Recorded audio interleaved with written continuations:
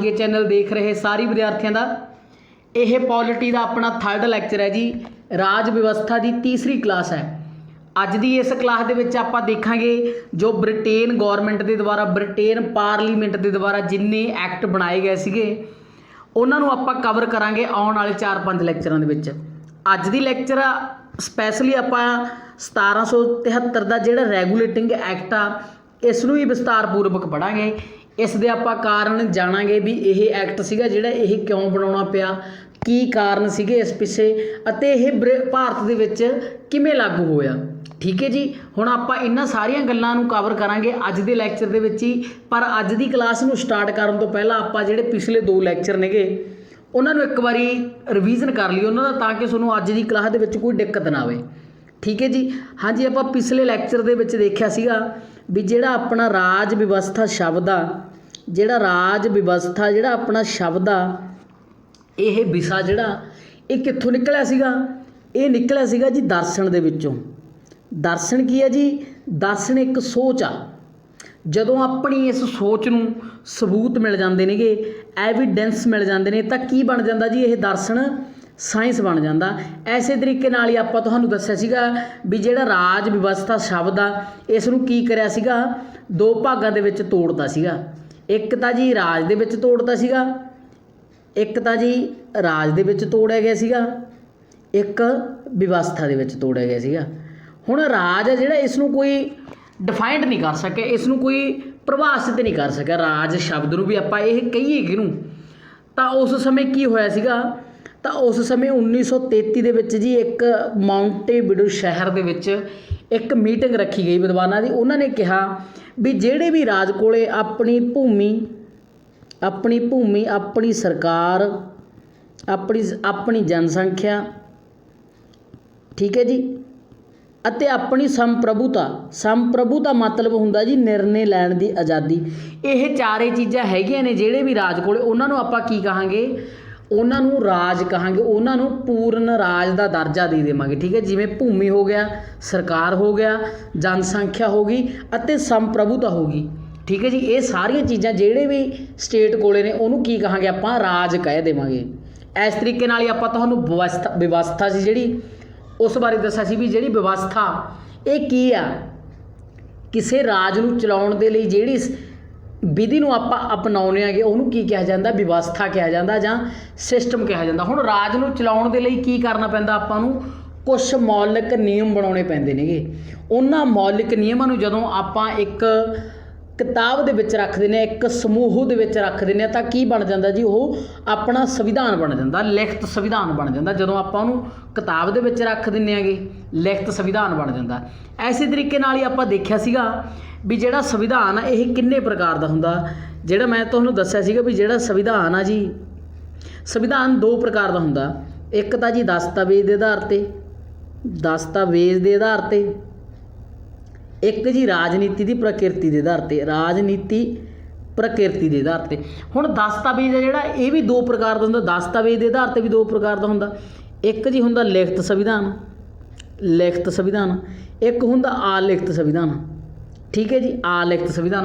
हुण जिहड़ा लिखत संविधान इहदे विच की करिया जांदा? जिहड़े मौलिक नियम ने उन्हां नूं एक किताब का रूप दे दित्ता जांदा।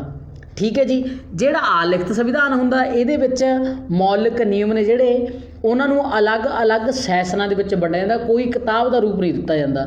ऐसे तरीके नाल जिहड़ी राजनीतिक प्रकृति के आधार पर संविधान आ वो भी 2 प्रकार का हुंदा। वो भी मैं तुहानूं दस दिना। एक तां जी हुंदा एकात्मिक संविधान, एक हुंदा जी संघ संविधान। हुण जिहड़ा एकात्मिक संविधान आ इहदे विच की हुंदा जी? शक्तियां दा केंद्रीकरण करिया हुंदा। सारियां शक्तियां किहदे कोले हुंदियां नेगीआं? केंद्र सरकार कोले हुंदियां ने, केंद्र कोले हुंदियां नेगीआं। अगे जिहड़ा संघ संविधान आ इहदे विच शक्तियां नूं की करिया हुंदा? विकेंद्रीकरण करिया हुंदा, डिवाइड करिया हुंदा शक्तियां नूं। जिहड़ियां सारियां शक्तियां हुंदियां ने उस नूं डिवाइड करिया हुंदा। सारियां शक्तियां केंद्र कोले नहीं हुंदियां संघ संविधान दे विच। मैं तुहानूं दसदा भी जिहड़ा संघ संविधान आ इस दे विच सब तो उपर कौन हुंदा? केंद्र हुंदा। सब तो उपर कौन हुंदा जी? केंद्र हुंदा। उस तो नीचे कौन हुंदे ने? अलग अलग सैशन आ जांदे ने। ठीक है जी, हुण मैं तुहानूं दस्सिया सीगा भी जिहड़ा भारत दा संविधान आ ओह की आ?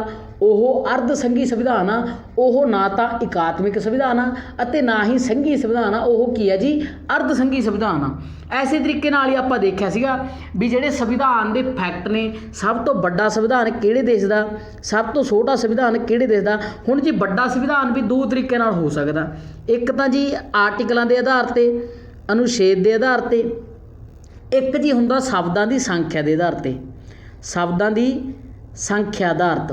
ਮੈਂ ਤੁਹਾਨੂੰ ਦੱਸਿਆ ਸੀਗਾ ਵੀ ਜਿਹੜਾ ਭਾਰਤ ਦਾ ਸੰਵਿਧਾਨ ਇਸ ਦੇ ਵਿੱਚ 395 ਅਨੁਛੇਦ ਨੇ ਅਤੇ ਸ਼ਬਦਾਂ ਦੀ ਸੰਖਿਆ ਜਿਹੜੀ ਲਗਭਗ 1.5 ਲੱਖ ਆ ਉਹ, ਠੀਕ ਹੈ ਜੀ। ਸਭ ਤੋਂ ਵੱਡਾ ਦੁਨੀਆ ਦਾ ਸੰਵਿਧਾਨ ਅਨੁਛੇਦ ਦੇ ਆਧਾਰ 'ਤੇ ਵੀ ਭਾਰਤ ਦਾ ਸੰਵਿਧਾਨ ਆ ਅਤੇ ਸ਼ਬਦਾਂ ਦੀ ਸੰਖਿਆ ਦੇ ਆਧਾਰ 'ਤੇ ਵੀ ਭਾਰਤ ਦਾ ਸੰਵਿਧਾਨ ਆਪਣਾ, ਠੀਕ ਹੈ ਜੀ। ਅੱਗੇ ਆਪਾਂ ਛੋਟਾ ਸੰਵਿਧਾਨ ਦੇਖ ਦਿਆਂਗੇ ਜਿਹੜਾ ਆਰਟੀਕਲਾਂ ਦੇ ਆਧਾਰ 'ਤੇ ਅਨੁਛੇਦ ਦੇ ਆਧਾਰ 'ਤੇ ਸੰਵਿਧਾਨ ਆ, ਉਹ USA ਦਾ ਸਭ ਤੋਂ ਛੋਟਾ ਸੰਵਿਧਾਨ ਆ, USA ਦਾ, ਜਿਸ ਦੇ ਵਿੱਚ ਕੀ ਨੇ ਜੀ ਕੁੱਲ 7 ਹੀ ਆਰਟੀਕਲ ਨੇ, ਠੀਕ ਹੈ ਜੀ, ਕੁੱਲ 7 ਅਨੁਛੇਦ ਨੇ ਅਤੇ ਸ਼ਬਦਾਂ ਦੀ ਸੰਖਿਆ ਦੇ ਆਧਾਰ 'ਤੇ ਸਭ ਤੋਂ ਛੋਟਾ ਸੰਵਿਧਾਨ ਕਿਹੜੇ ਦੇਸ਼ ਦਾ, ਮੋਨਾਕੋ ਦਾ ਜੀ, ਉਹ ਮੋਨਾਕੋ ਦਾ, ਠੀਕ ਹੈ ਜੀ। ਇਹਦੇ ਵਿੱਚ ਕੀ ਹੈ ਜੀ, ਇਹਦੇ ਵਿੱਚ ਕੁੱਲ 3814 ਸ਼ਬਦ ਨੇ। ਇਸ ਤਰੀਕੇ ਨਾਲ ਆਪਾਂ ਪਹਿਲੀ ਕਲਾਸ ਆ, ਜਿਹੜਾ ਪਹਿਲਾ ਲੈਕਚਰ ਆ ਉਸ ਨੂੰ ਆਪਾਂ ਕਵਰ ਕਰਿਆ ਸੀਗਾ। ਅੱਗੇ ਆਪਾਂ ਸੈਕੰਡ ਲੈਕਚਰ ਦੇ ਵਿੱਚ ਦੇਖਿਆ ਸੀਗਾ ਯੂਰਪ ਕੰਪਨੀਆਂ ਦਾ ਆਗਮਨ, ਠੀਕ ਹੈ ਜੀ। ਆਪਾਂ ਯੂਰਪ ਕੰਪਨੀਆਂ ਦਾ ਆਗਮਨ ਦੇਖਿਆ ਸੀ। ਆਪਾਂ ਦੇਖਿਆ ਸੀਗਾ ਵੀ ਜਿਹੜੀ ਈਸਟ ਇੰਡੀਆ ਕੰਪਨੀ ਆ ਉਸ ਨੇ ਕਿਵੇਂ, ਈਸਟ ਇੰਡੀਆ ਕੰਪਨੀ ਦੀ ਜਿਹੜੀ ਸ਼ੁਰੂਆਤ ਹੈ ਜੀ ਉਹ 1600 ਦੇ ਵਿੱਚ ਹੋ ਗਈ ਸੀਗੀ। 31 ਦਸੰਬਰ 1600 ਨੂੰ ਈਸਟ ਇੰਡੀਆ ਕੰਪਨੀ ਦਾ ਨਿਰਮਾਣ ਹੋ ਗਿਆ ਸੀਗਾ। ਆਪਾਂ ਇਸੇ ਤਰੀਕੇ ਨਾਲ ਹੀ ਈਸਟ ਇੰਡੀਆ ਕੰਪਨੀ ਦਾ ਸਾਰਾ ਇਤਿਹਾਸ ਆ ਜਿਹੜਾ ਉਸ ਨੂੰ ਕਵਰ ਕਰਿਆ ਸੀਗਾ। ਈਸਟ ਇੰਡੀਆ ਕੰਪਨੀ ਨੂੰ ਭਾਰਤ ਦੇ ਵਿੱਚ ਆਪਣੀ ਜਿਹੜੀ ਹੋਂਦ ਆ ਉਹਨੂੰ ਮਜ਼ਬੂਤ ਕਰਨ ਦੇ ਲਈ 2 ਯੁੱਧ ਲੜਨੇ ਪਏ ਸੀਗੇ, ਜਿਨ੍ਹਾਂ ਵਿੱਚੋਂ ਜੀ ਇੱਕ ਤਾਂ ਪਲਾਸੀ ਦਾ ਯੁੱਧ ਆ, ਇੱਕ ਆ ਜੀ ਪਲਾਸੀ ਦਾ ਯੁੱਧ, ਇੱਕ ਆ ਬਕਸਰ ਦਾ ਯੁੱਧ, ਬਕਸਰ ਦਾ ਯੁੱਧ, ਠੀਕ ਹੈ ਜੀ। ਮੈਂ ਤੁਹਾਨੂੰ ਦੱਸਿਆ ਸੀਗਾ ਵੀ ਜਿਹੜਾ ਪਲਾਸੀ ਆ ਇਹ ਪੱਛਮ ਬੰਗਾਲ ਦਾ ਇੱਕ ਪਿੰਡ ਆ ਜਿੱਥੇ ਕੀ ਪਾਏ ਜਾਂਦੇ ਨੇ, ਪਲਾਸ ਦੇ ਦਰਖਤ ਪਾਏ ਜਾਂਦੇ ਨੇ। ਇਸ ਕਰਕੇ ਯੁੱਧ ਨੂੰ ਕੀ ਕਿਹਾ ਗਿਆ ਸੀਗਾ, ਪਲਾਸੀ ਦਾ ਯੁੱਧ ਕਿਹਾ ਗਿਆ ਸੀ। ਕਦੋਂ ਹੋਇਆ ਸੀਗਾ ਜੀ ਇਹ ਹੋਇਆ ਸੀ 1757 ਈਸਵੀ ਦੇ ਵਿੱਚ, ਠੀਕ ਹੈ ਜੀ। ਇਹ ਕਿਹਨਾਂ ਦੁਆਰਾ ਹੋਇਆ ਸੀ, ਇਹ ਈਸਟ ਇੰਡੀਆ ਕੰਪਨੀ ਦੇ ਵੱਲੋਂ ਰੌਬਰਟ ਕਲਾਈਵ ਸੀਗੇ ਅਤੇ ਦੂਸਰੇ ਪਾਸੇ ਜਿਹੜੇ ਬੰਗਾਲ ਦੇ ਨਵਾਬ ਸੀ ਸਿਰਾਜ ਉਦ ਦੌਲਾ ਉਹ ਸੀਗੇ, ਠੀਕ ਹੈ ਜੀ। ਇਹਨਾਂ ਦੋਨਾਂ ਦੇ ਵਿਚਕਾਰ ਯੁੱਧ ਹੋਇਆ। ਜਿਹੜਾ ਯੁੱਧ ਕੌਣ ਜਿੱਤ ਗਈ ਸੀ, ਈਸਟ ਇੰਡੀਆ ਕੰਪਨੀ ਜਿੱਤ ਗਈ ਸੀ ਪਲਾਸੀ ਦਾ ਯੁੱਧ, ਠੀਕ ਹੈ ਜੀ। ਐਸੇ ਤਰੀਕੇ ਨਾਲ ਹੀ ਬਕਸਰ ਆ ਜਿਹੜਾ, ਬਕਸਰ ਬਿਹਾਰ ਦਾ ਇੱਕ ਸ਼ਹਿਰ ਆ ਜਿੱਥੇ ਇਹ ਯੁੱਧ ਹੋਇਆ ਸੀ। ਇਸ ਕਰਕੇ ਇਹਨੂੰ ਕੀ ਕਿਹਾ ਜਾਂਦਾ, ਬਕਸਰ ਦਾ ਯੁੱਧ ਕਿਹਾ ਜਾਂਦਾ। ਇਹ ਕਦੋਂ ਹੋਇਆ ਸੀ, ਇਹ ਹੋਇਆ ਸੀ 1764 ਈਸਵੀ ਦੇ ਵਿੱਚ। ਲਗਭਗ ਪਲਾਸੀ ਦੇ ਯੁੱਧ ਤੋਂ 7 ਸਾਲਾਂ ਦੇ ਬਾਅਦ ਕਿਹੜਾ ਯੁੱਧ ਹੋਇਆ ਸੀਗਾ, ਬਕਸਰ ਦਾ ਯੁੱਧ ਹੋਇਆ ਸੀਗਾ, ਠੀਕ ਹੈ ਜੀ। ਜਿਹੜਾ ਬਕਸਰ ਦਾ ਯੁੱਧ ਹੈ ਜੀ ਈਸਟ ਇੰਡੀਆ ਕੰਪਨੀ ਵੱਲੋਂ ਕੌਣ ਲੜ ਰਹੇ ਸੀਗੇ, ਹੈਕਟਰ ਮੁਨਰੋ ਲੜ ਰਹੇ ਸੀਗੇ ਅਤੇ ਦੂਜੇ ਪਾਸੇ ਕੌਣ ਸੀਗੀ, ਸੰਯੁਕਤ ਸੈਨਾ ਸੀਗੀ, ਜਿਹਦੇ ਵਿੱਚ ਕੌਣ ਸੀਗੇ, ਇੱਕ ਤਾਂ ਮੁਗਲ ਬਾਦਸ਼ਾਹ ਸੀ ਸ਼ਾਹ ਆਲਮ, ਦੂਸਰੇ ਪਾਸੇ ਅਵਧ ਦੇ ਨਵਾਬ ਸ਼ੂਜਾ ਉਦ ਦੌਲਾ ਅਤੇ ਬੰਗਾਲ ਦਾ ਨਵਾਬ ਮੀਰ ਕਾਸਿਮ। ਇਹ 3 ਜਾਣੇ ਇੱਕ ਪਾਸੇ ਸੀਗੇ ਅਤੇ ਦੂਸਰੇ ਪਾਸੇ ਈਸਟ ਇੰਡੀਆ ਕੰਪਨੀ ਦਾ ਕਮਾਂਡਰ ਹੈਕਟਰ ਮੁਨਰੋ ਸੀਗਾ। ਹੁਣ ਈਸਟ ਇੰਡੀਆ ਕੰਪਨੀ ਜਿਹੜੀ ਇਹ ਬਕਸਰ ਦਾ ਜਿਹੜਾ ਯੁੱਧ ਆ ਉਹ ਜਿੱਤ ਜਾਂਦੀ ਹੈਗੀ।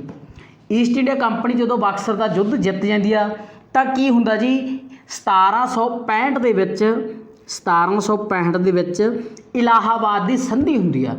ਇਸ ਸੰਧੀ ਦੇ ਵਿੱਚ ਕੀ ਕਿਹਾ ਜਾਂਦਾ, ਇਸ ਸੰਧੀ ਦੇ ਵਿੱਚ ਕਿਹਾ ਜਾਂਦਾ ਵੀ ਜਿਹੜਾ ਮੁਗਲ ਬਾਦਸ਼ਾਹ ਉਹਨੂੰ ਕੀ ਦਿੱਤੀ ਜਾਊਗੀ, ਉਹਨੂੰ ਪੈਨਸ਼ਨ ਦਿੱਤੀ ਜਾਊਗੀ, ਠੀਕ ਹੈ ਜੀ। ਅੱਗੇ ਹੀ 1765 ਦੇ ਵਿੱਚ ਬੰਗਾਲ ਦੇ ਵਿੱਚ ਜਿਹੜਾ ਕੀ ਕਰ ਦਿੱਤਾ ਜਾਂਦਾ, ਦਵੈਧ ਸ਼ਾਸਨ ਲਗਾ ਦਿੱਤਾ ਜਾਂਦਾ। ਕੀ ਕਰ ਦਿੱਤਾ ਜਾਂਦਾ ਜੀ, ਦਵੈਧ ਸ਼ਾਸਨ ਲਗਾ ਦਿੱਤਾ ਜਾਂਦਾ। ਬੰਗਾਲ ਦੇ ਜਿਹੜੇ ਅਧਿਕਾਰ ਨੇ ਰਾਜੇ ਦੇ ਉਹਨੂੰ 2 ਭਾਗਾਂ ਦੇ ਵਿੱਚ ਵੰਡ ਦਿੱਤਾ ਜਾਂਦਾ, ਦਵੈਧ ਸ਼ਾਸਨ ਲਗਾ ਦਿੱਤਾ ਜਾਂਦਾ। ਇੱਕ ਤਾਂ ਦੀਵਾਨੀ ਅਧਿਕਾਰਾਂ ਦੇ ਵਿੱਚ ਵੰਡ ਦਿੱਤਾ ਜਾਂਦਾ, ਇੱਕ ਜੀ ਨਿਜ਼ਮਤ ਦੇ ਅਧਿਕਾਰਾਂ ਦੇ ਵਿੱਚ, ਠੀਕ ਹੈ ਜੀ। ਐਸੇ ਤਰੀਕੇ ਨਾਲ ਬੰਗਾਲ ਦੇ ਵਿੱਚ ਜਦੋਂ ਦਵੈਧ ਸ਼ਾਸਨ ਲੱਗ ਜਾਂਦਾ ਤਾਂ ਕੀ ਹੁੰਦਾ ਜੀ, ਤਾਂ ਜਿਹੜਾ ਬੰਗਾਲ ਆ ਉਸ ਦੇ ਉੱਪਰ ਜਿਹੜਾ ਘੋਰ ਅੰਧਕਾਰ ਆ ਉਹਦਾ ਸਮੇਂ ਆ ਜਾਂਦਾ, ਠੀਕ ਹੈ ਜੀ। ਘੋਰ ਅੰਧਕਾਰ ਦਾ ਸਮੇਂ ਆ ਜਾਂਦਾ। ਆਪਾਂ ਅੱਜ ਦੀ ਕਲਾਸ ਦੇ ਵਿੱਚ ਦੇਖਾਂਗੇ ਵੀ ਜਿਹੜਾ ਇਹ ਦਵੈਧ ਸ਼ਾਸਨ ਲੱਗਣ ਕਾਰਨ ਜਿਹੜੇ ਈਸਟ ਇੰਡੀਆ ਕੰਪਨੀ ਦੇ ਅਧਿਕਾਰੀ ਸੀਗੇ ਉਹ ਭ੍ਰਿਸ਼ਟ ਹੋਣ ਲੱਗ ਜਾਂਦੇ ਨੇ, ਠੀਕ ਹੈ ਜੀ, ਭ੍ਰਿਸ਼ਟ ਹੋਣ ਲੱਗ ਜਾਂਦੇ ਨੇ। ਜਿਹੜੇ ਆਪਾਂ ਦੇਖਦੇ ਹਾਂ ਵੀ ਦੀਵਾਨੀ ਅਧਿਕਾਰ ਕਿਹਦੇ ਕੋਲੇ ਵਗ ਜਾਂਦੇ ਨੇ, ਈਸਟ ਇੰਡੀਆ ਕੰਪਨੀ ਕੋਲੇ ਵਗ ਜਾਂਦੇ ਨੇ। ਜਿਹੜੇ ਨਿਯਮਤ ਦੇ ਅਧਿਕਾਰ ਹੁੰਦੇ ਨੇ, ਇਹ ਸ਼ਾਸਨ ਚਲਾਉਣ ਦਾ ਅਧਿਕਾਰ ਕਿਹਦੇ ਕੋਲੇ ਰਹਿ ਜਾਂਦਾ? ਸਿਰਫ ਰਾਜੇ ਕੋਲੇ ਰਹਿ ਜਾਂਦਾ, ਉੱਥੋਂ ਦੇ ਨਵਾਬ ਕੋਲੇ ਰਹਿ ਜਾਂਦਾ। ਬੰਗਾਲ ਦੇ ਨਵਾਬ ਕੋਲੇ ਕੀ ਰਹਿ ਜਾਂਦਾ? ਸ਼ਾਸਨ ਚਲਾਉਣ ਦਾ ਅਧਿਕਾਰ ਰਹਿ ਜਾਂਦਾ। ਉਹਦੇ ਕੋਲੇ ਪ੍ਰੋਪਰਟੀ ਦੇ ਨਾਲ ਰਿਲੇਟਡ ਕੋਈ ਵੀ ਅਧਿਕਾਰ ਨਹੀਂ ਹੁੰਦਾ। ਐਸੇ ਤਰੀਕੇ ਨਾਲ ਈਸਟ ਇੰਡੀਆ ਕੰਪਨੀ ਦੇ ਜਿਹੜੇ ਅਧਿਕਾਰੀ ਹੁੰਦੇ ਨੇ ਕੀ ਕਰਨ ਲੱਗ ਜਾਂਦੇ ਨੇ? ਉਹ ਆਪਣਾ ਨਿੱਜੀ ਵਪਾਰ ਕਰਨ ਲੱਗ ਜਾਂਦੇ ਨੇ, ਜਿਸ ਨਾਲ ਈਸਟ ਇੰਡੀਆ ਕੰਪਨੀ ਨੂੰ ਕੀ ਹੋਣ ਲੱਗ ਜਾਂਦਾ? ਲੋਸ ਹੋਣ ਲੱਗ ਜਾਂਦਾ, ਲੋਸ 'ਚ ਚਲੀ ਜਾਂਦੀ ਈਸਟ ਇੰਡੀਆ ਕੰਪਨੀ। ਠੀਕ ਹੈ ਜੀ। ਅੱਜ ਦੀ ਕਲਾਸ ਦੇ ਵਿੱਚ ਆਪਾਂ ਦੇਖਾਂਗੇ ਹੁਣ ਜਿਹੜਾ ਅੰਗਰੇਜ਼ ਨੇ ਉਹਨਾਂ ਕੋਲੇ ਇੱਕ ਕੀ ਆ ਜਾਂਦਾ? ਉਹਨਾਂ ਕੋਲੇ ਇੱਕ ਰਾਜ ਆ ਜਾਂਦਾ। ਉਹਨਾਂ ਕੋਲੇ ਕੀ ਆ ਜਾਂਦੇ? ਅੰਗਰੇਜ਼ਾਂ ਕੋਲੇ ਇੱਕ ਰਾਜ ਆ ਜਾਂਦਾ। ਰਾਜ ਆਉਣ ਦੇ ਨਾਲ ਹੀ ਕੀ ਹੋ ਜਾਂਦਾ? ਉਹਨਾਂ ਦਾ ਇੱਕ ਭੂਮੀ ਭਾਗ ਦੇ ਉੱਤੇ ਕਬਜ਼ਾ ਹੋ ਜਾਂਦਾ।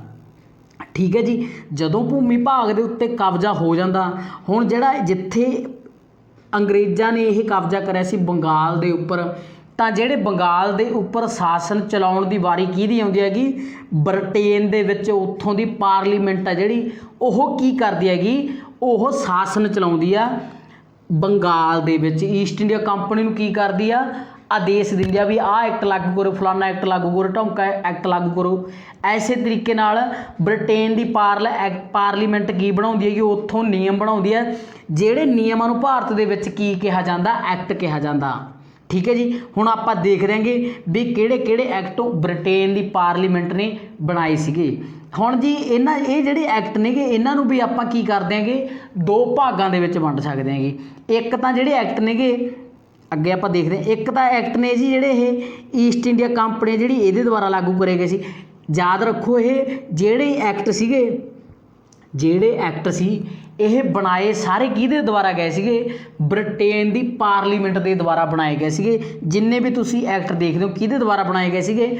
ਬ੍ਰਿਟੇਨ ਦੀ ਪਾਰਲੀਮੈਂਟ ਦੁਆਰਾ ਬਣਾਏ ਗਏ ਸੀਗੇ। ਬਟ ਜਿਹੜੇ ਇਹ ਲਾਗੂ ਕਰੇ ਸੀਗੇ ਐਕਟ, ਇਹ ਜਿਵੇਂ 1773 ਤੋਂ ਲੈ ਕੇ 1853 ਤੱਕ 8 ਐਕਟ ਆਉਂਦੇ ਨੇ। ਇਹ ਲਾਗੂ ਕਿਹਨੇ ਕਰੇ ਸੀ? ਈਸਟ ਇੰਡੀਆ ਕੰਪਨੀ ਨੇ ਕਰੇ ਸੀਗੇ। ਹੁਣ 1753 ਤੋਂ ਬਾਅਦ ਜਿੰਨੇ ਵੀ ਐਕਟ ਆਉਣਗੇ ਉਹ ਕੌਣ ਲਾਗੂ ਕਰਦਾ? ਉਹ ਬ੍ਰਿਟੇਨ ਦੀ ਪਾਰਲੀਮੈਂਟ ਲਾਗੂ ਕਰਦੀ, ਉੱਥੋਂ ਦਾ ਕਰਾਊਨ ਲਾਗੂ ਕਰਦਾ ਭਾਰਤ ਦੇ ਉੱਪਰ। ਠੀਕ ਹੈ ਜੀ। ਆਪਾਂ ਦੇਖਦੇ ਸਾਰਿਆਂ ਨੂੰ ਪਹਿਲਾਂ ਕਿਹੜਾ ਐਕਟ ਆਉਂਦਾ? ਰੈਗੂਲੇਟਿੰਗ ਐਕਟ ਆਉਂਦਾ। ਫਿਰ ਆਪਾਂ ਦੇਖਦੇ ਐਕਟ ਆਫ ਸੈਟਲਮੈਂਟ। ਇਸ ਤਰੀਕੇ ਨਾਲ ਹੀ ਇਹ ਸਾਰੇ ਐਕਟ ਆਉਂਦੇ ਨੇਗੇ। ਇੱਕ 1786 ਦਾ ਐਕਟ ਆਉਂਦਾ ਲਾਰਡ ਕਾਰਨਵਾਲਿਸ ਦੁਆਰਾ। ਇਹ ਇਸ ਨੂੰ ਲਿਆਉਣ ਦੇ ਲਈ ਬਣਾਇਆ ਜਾਂਦਾ, ਇਹ ਐਕਟ ਭਾਰਤ ਦੇ ਵਿੱਚ ਲਿਆਉਣ ਲਈ ਆਪਦਾ ਗਵਰਨਰ ਜਨਰਲ। ਫਿਰ ਚਾਰਟਰ ਐਕਟ ਆਉਂਦੇ ਨੇ। ਆਪਾਂ ਦੇਖਦੇ 4 ਚਾਰਟਰ ਐਕਟ ਆਉਂਦੇ ਨੇਗੇ। 1773 ਦਾ, 1813 ਦਾ, 1833, 1853 ਦਾ। ਠੀਕ ਹੈ ਜੀ। ਐਸੇ ਤਰੀਕੇ ਨਾਲ ਹੀ ਆਪਾਂ ਫਿਰ ਦੇਖਦੇ 1858 ਦੇ ਵਿੱਚ ਭਾਰਤ ਸ਼ਾਸਨ ਅਧਿਨਿਯਮ ਐਕਟ ਆਉਂਦਾ। ਭਾਰਤ ਪ੍ਰੀਸ਼ਦ ਇੰਡੀਅਨ ਕੌਂਸਲ ਐਕਟ ਆਉਂਦਾ। ਠੀਕ ਹੈ ਜੀ। ਇਹ 3 ਆਉਂਦੇ ਨੇਗੇ। ਇਹ ਆਉਂਦੇ ਨੇਗੇ 1861 ਦੇ ਵਿੱਚ, 1992 ਦੇ ਵਿੱਚ, 1892 ਦੇ ਵਿੱਚ। ਫਿਰ ਆਉਂਦਾ 1909 ਦੇ ਵਿੱਚ ਮੋਰਲੇਮੈਂਟੋ ਸੁਧਾਰ ਅਧਿਨਿਯਮ। ਠੀਕ ਹੈ ਜੀ। ਇਹ ਅਧਿਨਿਯਮ ਆ ਜਿਹੜਾ ਮੋਰਲੇਮੈਂਟੋ ਸੁਧਾਰ। ਫਿਰ ਇਸ ਤੋਂ ਲਗਭਗ ਆਪਾਂ ਦੇਖਦੇ ਹਾਂ ਕਿ ਇਸ ਤੋਂ ਲਗਭਗ 10 ਸਾਲਾਂ ਦੇ ਬਾਅਦ ਮਾਉਂਟੇਗੋ ਚੈਮਸਫੋਰਡ ਦਾ ਜਿਹੜਾ ਕੀ ਆਉਂਦਾ? ਐਕਟ ਆਉਂਦਾ। ਇਹ ਐਕਟਾਂ ਦੇ ਵਿੱਚ ਤੁਸੀਂ ਉਲਝੋ ਨਾ। ਤੁਸੀਂ ਸੰਖਿਆ ਦੇ ਆਧਾਰ 'ਤੇ ਜਿਹੜਾ 9 ਆ, 1909 ਆ, ਉਹ ਕਾਹਦੇ ਵਾਸਤੇ ਆ? ਮੋਰਲੇਮੈਂਟੋ ਵਾਸਤੇ ਆ। ਠੀਕ ਹੈ ਜੀ। ਅੱਗੇ ਜਿਹੜਾ 1919 ਆ ਉਹ ਕਿਹਦੇ ਵਾਸਤੇ ਹੈਗਾ? ਚੈਮਸਫੋਰਡ ਦੇ ਬਾਰੇ। ਮਤਲਬ ਸੰਖਿਆ ਵੱਡੀ ਹੈ, ਜਿਵੇਂ ਸਭ ਤੋਂ ਛੋਟੀ ਸੰਖਿਆ ਤਾਂ ਇਹ ਛੋਟੇ ਨਾਮ ਲਈ ਮੋਰਲੇ ਨਾਮ ਲਈ, ਅਤੇ ਜਿਹੜੀ ਵੱਡੀ ਸੰਖਿਆ ਇਹ ਚੈਮਸਫੋਰਡ ਦੇ ਲਈ। ਐਸੇ ਤਰੀਕੇ ਨਾਲ ਤੁਸੀਂ ਯਾਦ ਰੱਖਣੇ ਇਹ ਦੋਨੇ ਐਕਟ, ਇਹਨਾਂ ਵਿੱਚ ਉਲਝ ਨਾ ਜਾਇਓ। ਹਾਂਜੀ। ਹੁਣ ਆਪਾਂ ਪੜ੍ਹਦੇ ਆਂਗੇ 1773 ਦਾ ਜਿਹੜਾ ਰੈਗੂਲੇਟਿੰਗ ਐਕਟ ਆ, ਉਸ ਨੂੰ ਆਪਾਂ ਵਿਸਥਾਰਪੂਰਵਕ ਪੜ੍ਹਦੇ ਹਾਂ। ਠੀਕ ਹੈ ਜੀ। ਆਪਾਂ ਦੇਖਦੇ ਹਾਂ ਇਹ ਐਕਟ ਬਣਾਉਣ ਦੇ ਕਾਰਨ ਕੀ ਸੀਗੇ ਅਤੇ ਕੀ ਹਿਸਾਬ ਕਿਤਾਬ ਨਾਲ ਇਹ ਭਾਰਤ ਉੱਪਰ ਲਾਗੂ ਕਰਿਆ ਗਿਆ। ਠੀਕ ਹੈ ਜੀ। 1773 ਦਾ ਰੈਗੂਲੇਟਿੰਗ ਐਕਟ। ਠੀਕ ਹੈ ਜੀ। ਇਹ ਬਣਾਇਆ ਕਿਹਦੇ ਦੁਆਰਾ ਗਿਆ ਸੀਗਾ? ਇਹ ਬ੍ਰਿਟਿਸ਼ ਸੰਸਦ ਦੇ ਦੁਆਰਾ ਬਣਾਇਆ ਗਿਆ ਸੀਗਾ, ਉੱਥੋਂ ਦੀ ਪਾਰਲੀਮੈਂਟ ਦੇ ਦੁਆਰਾ ਬਣਾਇਆ ਗਿਆ ਸੀਗਾ। ਹਾਂਜੀ। ਜਦੋਂ ਇਹ ਐਕਟ ਬਣਾਇਆ ਗਿਆ ਸੀਗਾ ਉਸ ਸਮੇਂ ਬ੍ਰਿਟੇਨ ਦੇ ਜਿਹੜੇ ਰਾਜਾ ਸੀ ਉਹ ਕੌਣ ਸੀਗੇ? ਉਹ ਸੀਗੇ ਜੀ ਜਾਰਜ ਤੀਜਾ। ਕੌਣ ਸੀਗੇ ਜੀ? ਜਾਰਜ ਤੀਜਾ ਸੀਗਾ। ਆਪਾਂ ਨੂੰ ਇਹ ਐਕਟ ਪੜ੍ਹਨ ਤੋਂ ਪਹਿਲਾਂ ਆਪਾਂ ਨੂੰ ਇਹ ਦੇਖਣਾ ਚਾਹੀਦਾ ਵੀ ਇਹ ਐਕਟ ਜਿਹੜਾ ਬਣਾਇਆ ਤਾਂ ਬ੍ਰਿਟੇਨ ਦੇ ਵਿੱਚ ਗਿਆ ਸੀਗਾ। ਉਸ ਸਮੇਂ ਆਪਾਂ ਰਾਜਾ ਵੀ ਦੇਖ ਲਿਆ ਵੀ ਜਿਹੜਾ ਜਾਰਜ ਤੀਜਾ, ਇਸ ਦਾ ਭਾਰਤ ਦੇ ਨਾਲ ਲਿੰਕ ਕਿਵੇਂ ਆ, ਵੀ ਇਹ ਭਾਰਤ ਦੇ ਉੱਤੇ ਕਿਵੇਂ ਲਾਗੂ ਹੋਇਆ, ਕੀ ਹਿਸਾਬ ਕਿਤਾਬ ਸੀਗਾ।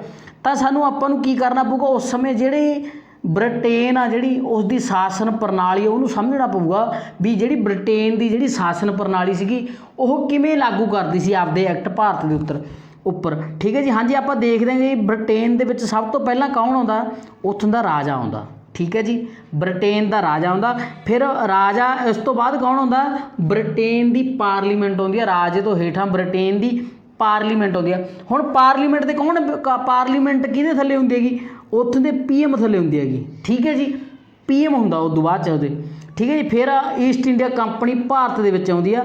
ਫਿਰ ਆਉਂਦਾ ਬੰਗਾਲ ਦਾ ਗਵਰਨਰ ਜਨਰਲ ਠੀਕ ਹੈ ਜੀ। ਇਸ ਤੋਂ ਬਾਅਦ ਕੌਣ ਆਉਂਦਾ, ਬੰਗਾਲ ਦਾ ਗਵਰਨਰ ਜਨਰਲ ਕੌਣ ਬਣਾਇਆ ਸੀ, ਲਾਰਡ ਵਾਰਨ ਹੇਸਟਿੰਗ ਠੀਕ ਹੈ ਜੀ। ਇਸ ਤਰੀਕੇ ਨਾਲ ਜਿਹੜੀ ਬ੍ਰਿਟੇਨ ਸੰਸਦ ਆ, ਬ੍ਰਿਟੇਨ ਪਾਰਲੀਮੈਂਟ ਆ ਕੰਮ ਕਰਦੀ ਹੈਗੀ ਠੀਕ ਹੈ ਜੀ। ਹੁਣ ਤੁਸੀਂ ਕੋਈ ਵੀ ਐਕਟ ਪੜ੍ਹਦੇ ਹੋ, ਮੈਂ ਤੁਹਾਨੂੰ ਦੱਸਿਆ ਸੀਗਾ ਵੀ ਤੁਸੀਂ ਪਹਿਲਾਂ ਐਂ ਸੋਚੋ ਵੀ ਇਹ ਕਿਉਂ ਬਣਾਇਆ, ਕੀ ਕਾਰਨ ਸੀਗੇ ਇਸ ਪਿੱਛੇ। ਆਪਾਂ ਨੂੰ ਦੇਖਦੇ ਆਂਗੇ ਵੀ ਆਖਿਰ ਬ੍ਰਿਟੇਨ ਦੀ ਜਿਹੜੀ ਪਾਰਲੀਮੈਂਟ ਆ ਉਹਨੂੰ ਕੀ ਜ਼ਰੂਰਤ ਪੈ ਗਈ ਇਹ ਐਕਟ ਬਣਾਉਣ ਦੀ, ਕਾਰਨ ਕੀ ਸੀਗੇ ਠੀਕ ਹੈ ਜੀ। ਆਪਾਂ ਦੇਖਦੇ ਆਂਗੇ ਜਿਵੇਂ ਹੀ ਈਸਟ ਇੰਡੀਆ ਕੰਪਨੀ ਆ ਜਿਹੜੀ ਬਕਸਰ ਦਾ ਯੁੱਧ ਜਿੱਤ ਜਾਂਦੀ ਹੈਗੀ ਠੀਕ ਹੈ ਜੀ। ਜਦੋਂ ਬਕਸਰ ਦਾ ਉਹ ਯੁੱਧ ਜਿੱਤ ਜਾਂਦੀ ਹੈ ਤਾਂ ਭਾਰਤ ਦਾ ਕੁਝ ਭੂ ਭਾਗ ਉਹਦੇ ਕਬਜ਼ੇ 'ਚ ਆ ਜਾਂਦਾ ਈਸਟ ਇੰਡੀਆ ਕੰਪਨੀ ਦੇ ਠੀਕ ਹੈ ਜੀ। ਤਾਂ ਜਦੋਂ ਈਸਟ ਇੰਡੀਆ ਕੰਪਨੀ ਦੇ ਉੱਥੋਂ ਦਾ ਕੁਝ ਭੂ ਭਾਗ ਕਬਜ਼ੇ ਦੇ ਵਿੱਚ ਆ ਜਾਂਦਾ ਤਾਂ ਬੰਗਾਲ ਦੇ ਵਿੱਚ ਜਿਹੜੀ ਈਸਟ ਇੰਡੀਆ ਕੰਪਨੀ ਕੀ ਕਰਦੀ ਹੈਗੀ, ਦਵੈਧ ਸ਼ਾਸਨ ਲਾਗੂ ਕਰ ਦਿੰਦੀ ਹੈਗੀ ਠੀਕ ਹੈ ਜੀ। ਆਪਾਂ ਦੇਖਦੇ ਹਾਂ ਕਿ ਦਵੈਧ ਸ਼ਾਸਨ ਕਿਵੇਂ ਲਾਗੂ ਕਰਿਆ ਸੀ। ਇੱਕ ਤਾਂ ਉਹਨਾਂ ਨੇ ਦੀਵਾਨੀ ਅਧਿਕਾਰਾਂ ਦੇ ਵਿੱਚ ਵੰਡਤਾ ਸੀਗਾ, ਇੱਕ ਨਿਯਮਤ ਦੇ ਅਧਿਕਾਰਾਂ ਦੇ ਵਿੱਚ ਵੰਡਤਾ ਸੀਗਾ। ਜਿਹੜੇ ਦੀਵਾਨੀ ਅਧਿਕਾਰ ਸੀਗੇ ਈਸਟ ਇੰਡੀਆ ਕੰਪਨੀ ਨੇ ਪ੍ਰਾਪਰਟੀ ਦੇ ਨਾਲ ਰਿਲੇਟਡ ਅਧਿਕਾਰ ਸੀਗੇ ਉਹ ਆਪਦੇ ਕੋਲੇ ਰੱਖ ਲਏ ਸੀਗੇ, ਅਤੇ ਜਿਹੜੇ ਨਿਯਮਤ ਦੇ ਅਧਿਕਾਰ ਸੀ ਉਹ ਕਿਹਨੂੰ ਦਿੱਤੇ ਸੀ, ਨਵਾਬ ਨੂੰ ਦਿੱਤੇ ਸੀਗੇ ਠੀਕ ਹੈ ਜੀ। ਇਸ ਤਰੀਕੇ ਨਾਲ ਆਪਾਂ ਪਿਛਲੇ ਲੈਕਚਰ ਦੇ ਵਿੱਚ ਦੇਖਿਆ ਸੀਗਾ। ਆਪਾਂ ਦੇਖਦੇ ਹਾਂ ਕਿ ਜਦੋਂ ਦਵੈਧ ਸ਼ਾਸਨ ਲਾ ਦਿੰਦੀ ਆ ਈਸਟ ਇੰਡੀਆ ਕੰਪਨੀ ਬੰਗਾਲ ਦੇ ਵਿੱਚ ਤਾਂ ਕੀ ਹੋ ਜਾਂਦਾ, ਈਸਟ ਇੰਡੀਆ ਕੰਪਨੀ ਦੇ ਵਿੱਚ ਕੀ ਹੋ ਜਾਂਦਾ, ਬਹੁਤ ਹੀ ਜ਼ਿਆਦਾ ਭ੍ਰਿਸ਼ਟਾਚਾਰ ਵੱਧ ਜਾਂਦਾ। ਭ੍ਰਿਸ਼ਟਾਚਾਰ ਕਿਉਂ ਵੱਧਦਾ, ਕੀ ਕਾਰਨ ਹੁੰਦਾ, ਜਦੋਂ ਦਵੈਧ ਸ਼ਾਸਨ ਲੱਗ ਜਾਂਦਾ ਤਾਂ ਜਿਹੜੇ ਦੀਵਾਨੀ ਅਧਿਕਾਰ ਹੁੰਦੇ ਨੇਗੇ ਉਹ ਕਿਹਦੇ ਕੋਲ ਚਲੇ ਜਾਂਦੇ ਨੇ, ਈਸਟ ਇੰਡੀਆ ਕੰਪਨੀ ਕੋਲ ਚਲੇ ਜਾਂਦੇ ਨੇ। ਫਿਰ ਜਿਹੜੇ ਈਸਟ ਇੰਡੀਆ ਕੰਪਨੀ ਦੇ ਜਿਹੜੇ ਅਧਿਕਾਰੀ ਸੀਗੇ ਉਹ ਕੀ ਕਰਦੇ ਨੇ, ਆਪਦੀ ਮਰਜ਼ੀ ਨਾਲ ਹੀ ਬੰਗਾਲ ਦੇ ਨਵਾਬ ਕੋਲੇ ਜਾਂਦੇ ਨੇ, ਉਹਨੂੰ ਕਹਿੰਦੇ ਨੇ ਵੀ ਅਸੀਂ ਟੈਕਸ ਲੈਣਾ, ਕਿਉਂਕਿ ਬੰਗਾਲ ਦੇ ਨਵਾਬ ਕੋਲੇ ਅਧਿਕਾਰ ਨਹੀਂ ਹੁੰਦਾ ਵੀ ਤੁਸੀਂ ਕੀ ਕਾਰਨਾ, ਉਹਨਾਂ ਕੋਲੇ ਸਿਰਫ ਸ਼ਾਸਨ ਨੂੰ ਚਲਾਉਣ ਦੇ ਅਧਿਕਾਰ ਹੁੰਦੇ ਨੇ। ਈਸਟ ਇੰਡੀਆ ਕੰਪਨੀ ਕੋਲੇ ਟੈਕਸ ਕਲੈਕਟ ਕਰਨ ਦੇ ਅਧਿਕਾਰ ਹੁੰਦੇ ਨੇ ਕਿ ਪ੍ਰਾਪਰਟੀ ਨਾਲ ਰਿਲੇਟਡ ਹੈਗਾ। ਤਾਂ ਇਸ ਤਰੀਕੇ ਨਾਲ ਹੀ ਬ੍ਰਿਟੇਨ ਕੰਪਨੀ ਦੇ ਜਿਹੜੇ ਅਧਿਕਾਰੀ ਹੁੰਦੇ ਨੇ ਉਹ ਕੀ ਕਰਨ ਲੱਗ ਜਾਂਦੇ ਨੇ, ਆਪਣਾ ਨਿੱਜੀ ਵਪਾਰ ਕਰਨ ਲੱਗ ਜਾਂਦੇ ਨੇ, ਕੰਪਨੀ ਦਾ ਵਪਾਰ ਨੂੰ ਪਿੱਛੇ ਰੱਖ ਕੇ ਆਪ ਦਾ ਨਿੱਜੀ ਵਪਾਰ ਆ ਜਿਹੜਾ ਉਹ ਕਰਨ ਲੱਗ ਜਾਂਦੇ ਨੇ। ਇਸੇ ਨਾਲ ਹੀ ਜਦੋਂ ਉਹ ਨਿੱਜੀ ਵਪਾਰ ਕਰਨ ਲੱਗ ਜਾਂਦੇ ਨੇ ਆਪਣਾ, ਤਾਂ ਜਿਹੜੀ ਕੰਪਨੀ ਦੀ ਆਰਥਿਕ ਸਥਿਤੀ ਆ ਉਹ ਇੰਨੀ ਕਮਜ਼ੋਰ ਹੋ ਜਾਂਦੀ ਹੈਗੀ, ਇੰਨੀ ਕਮਜ਼ੋਰ ਹੋ ਜਾਂਦੀ ਆ, ਉਸ ਨੂੰ ਕੀ ਕਰਨਾ ਪੈਂਦਾ, ਬ੍ਰਿਟਿਸ਼ ਸਰਕਾਰ ਦੇ ਕੋਲੋਂ 10 ਲੱਖ ਪਾਉਂਡ ਕੀ ਲੈਣੇ ਪੈਂਦੇ ਨੇ, ਮੰਗਣੇ ਪੈਂਦੇ ਨੇ।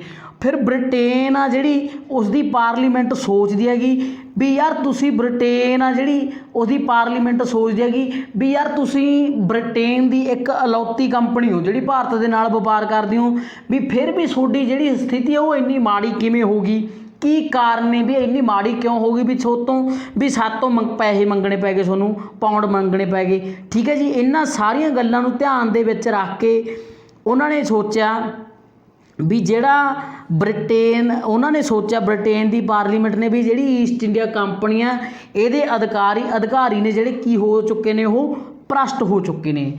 ਇਹ ਭ੍ਰਸ਼ਟਾਚਾਰ ਨੂੰ ਦੂਰ ਕਰਨ ਦੇ ਲਈ, ਜਿਹੜੀ ਈਸਟ ਇੰਡੀਆ ਕੰਪਨੀ ਨੂੰ ਕੰਟਰੋਲ ਕਰਨ ਦੇ ਲਈ ਕੀ ਕਰਤਾ ਉਹਨਾਂ ਨੇ, 1773 ਦਾ ਰੈਗੂਲੇਟਿੰਗ ਐਕਟ ਆ ਜਿਹੜਾ ਉਹ ਬਣਾਤਾ ਠੀਕ ਹੈ ਜੀ। ਇਸ ਤਰੀਕੇ ਨਾਲ ਹੀ ਜਿਹੜਾ ਭਾਰਤ ਦੇ ਵਿੱਚ ਕੀ ਹੋ ਗਿਆ, ਕੇਂਦਰ ਦਾ ਜਿਹੜਾ ਨੀਂਹ ਪੱਥਰ ਆ, ਕੇਂਦਰ ਸ਼ਾਸਨ ਦਾ ਜਿਹੜਾ ਨੀਂਹ ਪੱਥਰ ਆ ਉਹ ਰੱਖਿਆ ਜਾਂਦਾ 1773 ਦੇ ਰੈਗੂਲੇਟਿੰਗ ਐਕਟ ਦੇ ਨਾਲ ਠੀਕ ਹੈ ਜੀ। ਸਮਝ ਲੱਗਦੀ ਹੈ ਤੁਹਾਨੂੰ ਸਾਰੀ? ਹਾਂਜੀ, ਹੁਣ ਆਪਾਂ ਦੇਖਦੇ ਆਂਗੇ ਵੀ 1773 ਦਾ ਜਿਹੜਾ ਰੈਗੂਲੇਟਿੰਗ ਐਕਟ ਆ, ਇਸ ਦੇ ਐਕਟ ਦੇ ਲਾਗੂ ਹੋਣ ਦੇ ਨਾਲ ਜਿਹੜੀ ਉਸ ਸਮੇਂ ਦੀ ਰਾਜਨੀਤਿਕ ਸਥਿਤੀ ਸੀ ਉਸ ਦੇ ਵਿੱਚ ਕੀ ਚੇਂਜਸ ਆਏ, ਕੀ ਪ੍ਰਭਾਵ ਪਏ ਠੀਕ ਹੈ ਜੀ। ਆਪਾਂ ਦੇਖਦੇ ਆਂਗੇ ਵੀ ਜਿਹੜਾ 1773 ਦਾ ਰੈਗੂਲੇਟਿੰਗ ਐਕਟ ਆ ਜਦੋਂ ਇਹ ਭਾਰਤ ਦੇ ਉੱਪਰ ਲਾਗੂ ਹੋ ਗਿਆ ਤਾਂ ਬ੍ਰਿਟਿਸ਼ ਪਾਰਲੀਮੈਂਟ ਦਾ ਭਾਰਤ ਦੇ ਉੱਪਰ ਕੀ ਹੋ ਗਿਆ ਸੀ, ਕੇਂਦਰ ਨਿਯੰਤਰਣ ਹੋ ਗਿਆ ਸੀ। ਪਹਿਲਾ ਕੰਟਰੋਲ ਸੀ ਬ੍ਰਿਟਿਸ਼ ਪਾਰਲੀਮੈਂਟ ਦਾ ਭਾਰਤ ਦੇ ਉੱਪਰ ਠੀਕ ਹੈ ਜੀ। ਇਸ ਤਰੀਕੇ ਨਾਲ ਹੀ ਆਪਾਂ ਇਹਨਾਂ ਸਾਰੇ ਪ੍ਰਭਾਵ ਨੂੰ ਆਪਾਂ ਦੇਖ ਦਿਆਂਗੇ ਵੀ ਕਿਵੇਂ ਕਿਵੇਂ ਚੇਂਜ ਹੋਇਆ। ਆਪਾਂ ਨੂੰ ਪਤਾ ਵੀ ਰੈਗੂਲੇਟਿੰਗ ਐਕਟ ਤੋਂ ਪਹਿਲਾਂ ਜਿਹੜੀ ਈਸਟ ਇੰਡੀਆ ਕੰਪਨੀ ਸੀਗਾ ਭਾਰਤ ਦੇ ਵਿੱਚ ਇਹਦਾ ਕਿੱਥੇ ਕਿੱਥੇ ਰਾਜ ਚੱਲਦਾ ਸੀਗਾ। ਇੱਕ ਤਾਂ ਮੁੰਬਈ ਦੇ ਵਿੱਚ ਚੱਲਦਾ ਸੀ, ਇੱਕ ਚੱਲਦਾ ਸੀਗਾ ਮਦਰਾਸ ਦੇ ਵਿੱਚ, ਇੱਕ ਬੰਗਾਲ ਦੇ ਵਿੱਚ। ਠੀਕ ਹੈ ਜੀ। ਜਦੋਂ 1773 ਦਾ ਰੈਗੂਲੇਟਿੰਗ ਐਕਟ ਆਉਂਦਾ ਤਾਂ ਇਹ ਮੁੰਬਈ ਮਦਰਾਸ ਨੂੰ ਕੀ ਕਰ ਦਿੱਤਾ ਜਾਂਦਾ, ਜਿਹੜਾ ਇੱਥੋਂ ਦਾ ਬੰਗਾਲ ਦਾ ਗਵਰਨਰ ਜਨਰਲ ਹੁੰਦਾ ਇਸ ਦੇ ਅੰਡਰ ਕਰ ਦਿੱਤਾ ਜਾਂਦਾ। ਠੀਕ ਹੈ ਜੀ। 1773 ਤੋਂ ਬਾਅਦ ਜਦੋਂ ਇਹ ਐਕਟ ਲਾਗੂ ਹੁੰਦਾ ਭਾਰਤ 'ਤੇ ਤਾਂ ਮੁੰਬਈ ਅਤੇ ਮਦਰਾਸ ਦੇ ਜਿਹੜੇ ਜਿੱਥੇ ਜਿੱਥੇ ਈਸਟ ਇੰਡੀਆ ਕੰਪਨੀ ਦਾ ਕਬਜ਼ਾ ਹੁੰਦਾ ਉੱਥੋਂ ਦਾ ਹੈੱਡ ਕੌਣ ਬਣਾ ਦਿੱਤਾ ਜਾਂਦਾ, ਬੰਗਾਲ ਦਾ ਨਵਾਬ ਬਣਾ ਦਿੱਤਾ ਜਾਂਦਾ। ਠੀਕ ਹੈ ਜੀ। ਬੰਗਾਲ ਦਾ ਗਵਰਨਰ ਜਨਰਲ ਸੌਰੀ। ਠੀਕ ਹੈ ਜੀ। ਹੁਣ ਆਪਾਂ ਦੇਖ ਦਿਆਂਗੇ ਵੀ ਜਿਹੜਾ ਰੈਗੂਲੇਟਿੰਗ ਐਕਟ ਆ ਇਸ ਐਕਟ ਦੇ ਲਾਗੂ ਹੋਣ ਦੇ ਨਾਲ ਹੀ ਕਿਵੇਂ ਕਿਵੇਂ ਕੀ ਸਥਿਤੀ ਬਦਲਦੀ ਹੈਗੀ। ਠੀਕ ਹੈ ਜੀ। ਤਾਂ ਜੋ ਜਦੋਂ 1773 ਦਾ ਰੈਗੂਲੇਟਿੰਗ ਐਕਟ ਲਾਗੂ ਕਰ ਦਿੰਦੇ ਨੇ ਤਾਂ ਜੋ ਬੰਗਾਲ ਦਾ ਗਵਰਨਰ ਹੁੰਦਾ ਉਸ ਨੂੰ ਕੀ ਕਿਹਾ ਜਾਂਦਾ, ਬੰਗਾਲ ਦਾ ਗਵਰਨਰ ਜਨਰਲ ਬਣਾ ਦਿੱਤਾ ਜਾਂਦਾ। ਗਵਰਨਰ ਦੇ ਨਾਲ ਕੀ ਲਾ ਦਿੱਤਾ, ਜਰਨਲ ਲਾ ਦਿੱਤਾ ਜਾਂਦਾ। ਠੀਕ ਹੈ ਜੀ। ਆਪਾਂ ਦੇਖ ਦਿਆਂਗੇ ਜਿਹੜਾ ਬੰਗਾਲ ਦਾ ਪਹਿਲਾ ਗਵਰਨਰ ਜਨਰਲ ਆ ਕੌਣ, ਉਹ ਲਾਰਡ ਵਾਰਨ ਹੇਸਟਿੰਗ। ਇਹ ਐਕਟ ਲਾਗੂ ਹੋਣ ਤੋਂ ਪਹਿਲਾਂ ਕੌਣ ਸੀਗਾ, ਉਹ ਗਵਰਨਰ ਸੀਗਾ, ਜਰਨਲ ਨਹੀਂ ਸੀਗਾ, ਗਵਰਨਰ ਸੀਗਾ। ਕੌਣ ਸੀਗਾ, ਲਾਰਡ ਵਾਰਨ ਹੇਸਟਿੰਗ। ਜਦੋਂ ਇਹ ਐਕਟ ਲਾਗੂ ਹੋ ਜਾਂਦਾ ਤਾਂ ਕੀ ਬਣ ਜਾਂਦਾ, ਉਹ ਬੰਗਾਲ ਦਾ ਗਵਰਨਰ ਜਨਰਲ ਬਣ ਜਾਂਦਾ। ਠੀਕ ਹੈ ਜੀ। ਐਸੇ ਤਰੀਕੇ ਨਾਲ ਹੀ ਦੇਖ ਦਿਆਂਗੇ ਆਪਾਂ ਜਿਹੜਾ ਬੰਗਾਲ ਦਾ ਪਹਿਲਾ ਗਵਰਨਰ ਜਨਰਲ ਆ ਉਹ ਕੌਣ ਆ ਜੀ, ਉਹ ਹੈਗਾ ਜੀ ਲਾਰਡ ਵਾਰਨ ਹੇਸਟਿੰਗ। ਫਿਰ ਅੱਗੇ ਆ ਜਾਂਦਾ ਵੀ ਭਾਰਤ ਦਾ ਪਹਿਲਾ ਗਵਰਨਰ ਜਨਰਲ ਕਿਹੜਾ, ਉਹ ਹੈਗਾ ਜੀ ਵਿਲੀਅਮ ਬੈਂਟਿਕ। ਐਸੇ ਤਰੀਕੇ ਨਾਲ ਹੀ ਆਪਾਂ ਦੇਖ ਦਿਆਂਗੇ 1858 ਦੇ ਅਧਿਨਿਯਮ ਤੋਂ ਬਾਅਦ ਜੋ ਗਵਰਨਰ ਜਨਰਲ ਹੁੰਦਾ ਉਸ ਨੂੰ ਕੀ ਕਿਹਾ ਜਾਣ ਲੱਗ ਜਾਂਦਾ, ਵਾਇਸਰਾਏ ਕਿਹਾ ਜਾਣ ਲੱਗ ਜਾਂਦਾ। ਕਿਉਂ ਵਾਇਸਰਾਏ ਕਿਹਾ ਜਾਣ ਲੱਗ ਜਾਂਦਾ, ਕਿਉਂਕਿ 1857 ਦੇ ਵਿੱਚ ਇੱਕ ਕ੍ਰਾਂਤੀ ਹੁੰਦੀ ਹੈ, ਸੈਨਿਕ ਵਿਦਰੋਹ ਹੁੰਦਾ, ਜਿਸ ਨਾਲ ਕੀ ਕਰਦੀ ਹੈਗੀ ਬ੍ਰਿਟੇਨ ਦੀ ਪਾਰਲੀਮੈਂਟ ਆ ਜਿਹੜੀ ਈਸਟ ਇੰਡੀਆ ਕੰਪਨੀ ਤੋਂ ਸਾਰੇ ਅਧਿਕਾਰ ਖੋਹ ਲੈਂਦੀ ਹੈਗੀ, ਆਪਦੇ ਹੱਥਾਂ ਦੇ ਵਿੱਚ ਲੈ ਲੈਂਦੀ ਆ ਭਾਰਤ ਦਾ ਸ਼ਾਸਨ। ਭਾਰਤ ਦਾ ਜਿੰਨਾ ਵੀ ਕਬਜ਼ਾ ਹੁੰਦਾ ਈਸਟ ਇੰਡੀਆ ਕੰਪਨੀ ਦਾ ਉਹ ਸਾਰੇ ਦੇ ਕਿਹਦਾ ਅਧਿਕਾਰ ਹੋ ਜਾਂਦਾ, ਬ੍ਰਿਟੇਨ ਦੇ ਕਰਾਊਨ ਦਾ ਅਧਿਕਾਰ ਹੋ ਜਾਂਦਾ। ਤਾਂ ਜਦੋਂ ਐਡਾ ਵੱਡਾ ਰਾਜਾ ਆਪਦੇ ਹੱਥਾਂ ਦੇ ਵਿੱਚ ਸ਼ਾਸਨ ਲੈਂਦਾ ਤਾਂ ਜਿਹੜਾ ਉਸ ਦਾ ਗਵਰਨਰ ਜਨਰਲ ਹੁੰਦਾ ਉਸ ਦਾ ਨਾਮ ਬਦਲ ਕੇ ਕੀ ਕਰ ਦਿੱਤਾ ਜਾਂਦਾ, ਵਾਇਸਰਾਏ ਕਰ ਦਿੱਤਾ ਜਾਂਦਾ। ਇਸ ਤਰੀਕੇ ਨਾਲ ਹੀ ਜਿਹੜਾ ਭਾਰਤ ਦਾ ਪਹਿਲਾ ਵਾਇਸਰਾਏ ਆ ਕੌਣ ਆ, ਉਹ ਲਾਰਡ ਕੈਨਿੰਗ ਆ। ਠੀਕ ਹੈ ਜੀ। ਜਿਹੜਾ ਭਾਰਤ ਦਾ ਅੰਤਿਮ ਵਾਇਸਰਾਏ ਆ ਉਹ ਹੈਗਾ ਮਾਊਂਟਬੇਟਨ। ਸਵਤੰਤਰ ਜਿਹੜਾ ਭਾਰਤ ਆ, ਸਵਤੰਤਰ ਭਾਰਤ ਦੇ ਪਹਿਲੇ ਗਵਰਨਰ ਕੌਣ ਸੀਗੇ, ਮੰਨ ਵੀ ਜਦੋਂ 1947 ਤੋਂ ਬਾਅਦ ਭਾਰਤ ਆਜ਼ਾਦ ਹੋ ਗਿਆ ਤਾਂ ਉਸ ਸਮੇਂ ਜਿਹੜੇ ਪਹਿਲੇ ਗਵਰਨਰ ਸੀਗੇ ਉਹ ਕੌਣ ਸੀਗੇ, ਉਹ ਸੀਗੇ ਜੀ ਮਾਊਂਟਬੇਟਨ। ਠੀਕ ਹੈ ਜੀ। ਇਸ ਤਰੀਕੇ ਨਾਲ ਹੀ ਜਿਹੜਾ ਆਪਾਂ ਦੇਖਦੇ ਸਵਤੰਤਰ ਭਾਰਤ ਦਾ ਪਹਿਲਾ ਤੇ ਅੰਤਿਮ ਗਵਰਨਰ ਜਨਰਲ ਕੌਣ ਸੀਗਾ, ਸੀ ਰਾਜਗੋਪਾਲਾਚਾਰੀਆ। ਠੀਕ ਹੈ ਜੀ। ਇਹ ਮੈਂ ਤੁਹਾਨੂੰ ਦੁਬਾਰੇ ਰਿਪੀਟ ਕਰਾ ਦੇਣਾ, ਦਿੰਦੇ ਹਾਂ। ਹਾਂਜੀ, ਬੰਗਾਲ ਦਾ ਜਿਹੜਾ ਪਹਿਲਾ ਗਵਰਨਰ ਜਨਰਲ ਆ ਉਹ ਕੌਣ ਆ, ਲਾਰਡ ਵਾਰਨ ਹੇਸਟਿੰਗ। ਭਾਰਤ ਦਾ ਜਿਹੜਾ ਅੰਤਿਮ ਗਵਰਨਰ ਜਨਰਲ ਆ ਉਹ ਹੈਗਾ ਜੀ ਵਿਲੀਅਮ ਬੈਂਟਿਕ। ਆਪਾਂ ਦੇਖਦੇ ਹਾਂ 1858 ਤੋਂ ਬਾਅਦ ਕੀ ਕਰ ਦਿੱਤਾ ਜਾਂਦਾ, ਵਾਇਸਰਾਏ ਬਣਾ ਦਿੱਤਾ ਜਾਂਦਾ। ਤਾਂ ਭਾਰਤ ਦਾ ਜਿਹੜਾ ਪਹਿਲਾ ਵਾਇਸਰਾਏ ਆ ਉਹ ਕੌਣ ਆ, ਲਾਰਡ ਕੈਨਿੰਗ। ਕੌਣ ਆ ਜੀ, ਲਾਰਡ ਕੈਨਿੰਗ ਆ। ਫਿਰ ਆਪਾਂ ਦੇਖ ਦਿਆਂਗੇ ਭਾਰਤ ਦਾ ਅੰਤਿਮ ਵਾਇਸਰਾਏ ਕੌਣ ਆ, ਮਾਊਂਟਬੇਟਨ ਆ। ਫਿਰ ਸੁਤੰਤਰ ਭਾਰਤ ਦਾ ਅੰਤਿਮ ਗਵਰਨਰ ਜਨਰਲ ਕੌਣ ਹੈਗਾ, ਗਵਰਨਰ ਕੌਣ ਆ, ਲਾਰਡ ਮਾਊਂਟਬੇਟਨ। ਠੀਕ ਹੈ ਜੀ। ਫਿਰ ਆਪਾਂ ਦੇਖ ਦਿਆਂਗੇ ਸੁਤੰਤਰ ਭਾਰਤ ਦਾ ਤੇ ਭਾਰਤ ਦਾ ਅੰਤਿਮ ਗਵਰਨਰ ਜਨਰਲ ਕੌਣ ਬਣ ਜਾਂਦਾ, ਸੀ ਰਾਜਗੋਪਾਲਾਚਾਰੀਆ। ਇਸ ਤਰੀਕੇ ਨਾਲ ਇਸ ਨੂੰ ਤੁਸੀਂ ਯਾਦ ਕਰ ਲੈਣਾ। ਠੀਕ ਹੈ ਜੀ। ਹੁਣ ਆਪਾਂ ਅੱਗੇ ਦੇਖ ਦਿਆਂਗੇ। ਹੁਣ ਇਸ ਅਧਿਨਿਯਮ ਦੇ ਦੁਆਰਾ ਜਿਹੜਾ ਬੰਗਾਲ ਦਾ ਜਿਹੜਾ ਗਵਰਨਰ ਆ ਉਹਨੂੰ ਕੀ ਕਿਹਾ ਜਾਣ ਲੱਗ ਗਿਆ ਸੀਗਾ, ਗਵਰਨਰ ਜਨਰਲ ਕਿਹਾ ਜਾਣ ਲੱਗ ਗਿਆ ਸੀਗਾ। ਉਸ ਕੋਲ ਗਵਰਨਰ ਜਨਰਲ ਦਾ ਪਦ ਆ ਗਿਆ ਸੀਗਾ। ਠੀਕ ਹੈ ਜੀ। ਤਾਂ ਕਿ ਉਸ ਕੋਲੇ ਜ਼ਿਆਦਾ ਸ਼ਕਤੀਆਂ ਆ ਸਕਣ। ਮੈਂ ਤੁਹਾਨੂੰ ਦੱਸਿਆ ਸੀਗਾ ਵੀ ਜਿਹੜੀ ਈਸਟ ਇੰਡੀਆ ਕੰਪਨੀਆਂ 1773 ਦੇ ਰੈਗੂਲੇਟਿੰਗ ਐਕਟ ਤੋਂ ਪਹਿਲਾਂ ਉਸ ਦਾ 3 ਸਟੇਟਾਂ ਦੇ ਵਿੱਚ ਰਾਜ ਚੱਲਦਾ ਸੀਗਾ। ਨੰਬਰ 1 ਤੇ ਬੰਗਾਲ ਦੇ ਵਿੱਚ, ਜਿਹਨੂੰ ਆਪਾਂ ਪੱਛਮ ਬੰਗਾਲ ਕਹਿ ਦਿੰਦੇ ਹਾਂ। ਨੰਬਰ 2 ਦੇ ਵਿੱਚ ਬੰਬਈ ਦੇ ਵਿੱਚ, ਮਹਾਰਾਸ਼ਟਰ ਦੇ ਵਿੱਚ ਚੱਲਦਾ ਸੀਗਾ। ਨੰਬਰ 3 ਮਦਰਾਸ ਦੇ ਵਿੱਚ ਚੱਲਦਾ ਸੀਗਾ। ਚੇਨਈ ਤਾਮਿਲਨਾਡੂ ਦੇ ਵਿੱਚ ਚੱਲਦਾ ਸੀਗਾ। ਹੁਣ ਗਵਰਨਰ ਜਨਰਲ ਆ ਜਿਹੜਾ, ਉਹ ਤਾਂ 1773 ਦੇ ਰੈਗੂਲੇਟਿੰਗ ਐਕਟ ਤੋਂ ਬਾਅਦ ਬਣਿਆ ਨਾ। ਇਸ ਤੋਂ ਪਹਿਲਾਂ ਇਹ ਤਿੰਨੇ ਸਟੇਟਾਂ ਦੇ ਵਿੱਚ ਸਿਰਫ ਗਵਰਨਰ ਹੁੰਦੇ ਸੀਗੇ ਈਸਟ ਇੰਡੀਆ ਕੰਪਨੀ ਦੇ। ਜਿਵੇਂ ਬੰਗਾਲ ਦੇ ਵਿੱਚ ਸਿਰਫ ਜਿਹੜਾ ਬੰਗਾਲ ਦਾ ਗਵਰਨਰ ਜਨਰਲ ਹੁੰਦਾ ਸੀ, ਮੁੰਬਈ ਦੇ ਵਿੱਚ ਬੰਬਈ ਦਾ ਗਵਰਨਰ ਜਨਰਲ ਹੁੰਦਾ ਸੀਗਾ, ਚੇਨਈ ਦੇ ਵਿੱਚ ਚੇਨਈ ਦਾ ਗਵਰਨਰ ਜਨਰਲ ਹੁੰਦਾ ਸੀਗਾ। ਠੀਕ ਹੈ ਜੀ। ਇਸ ਤਰੀਕੇ ਨਾਲ ਜਿਹੜੇ ਗਵਰਨਰ ਨੇ ਉਹ ਵੀ ਅਲੱਗ ਹੁੰਦੇ ਸੀਗੇ। ਬਟ ਜਦੋਂ 1773 ਦਾ ਰੈਗੂਲੇਟਿੰਗ ਐਕਟ ਲਾਗੂ ਹੁੰਦਾ ਤਾਂ ਜਿਹੜਾ ਬੰਗਾਲ ਦਾ ਜਿਹੜਾ ਗਵਰਨਰ ਆ ਇਹਨੂੰ ਗਵਰਨਰ ਜਨਰਲ ਬਣਾ ਦਿੱਤਾ ਜਾਂਦਾ। ਇਸ ਦੇ ਅੰਡਰ ਜਿਹੜੇ ਗਵਰਨਰ ਨੇ, ਮੁੰਬਈ ਅਤੇ ਮਦਰਾਸ ਦੇ ਗਵਰਨਰ ਨੇ, ਉਹ ਕਿਹਦੇ ਅੰਡਰ ਹੋ ਜਾਂਦੇ ਨੇ? ਉਹ ਬੰਗਾਲ ਦੇ ਗਵਰਨਰ ਜਨਰਲ ਦੇ ਅੰਡਰ ਆ ਜਾਂਦੇ ਨੇ।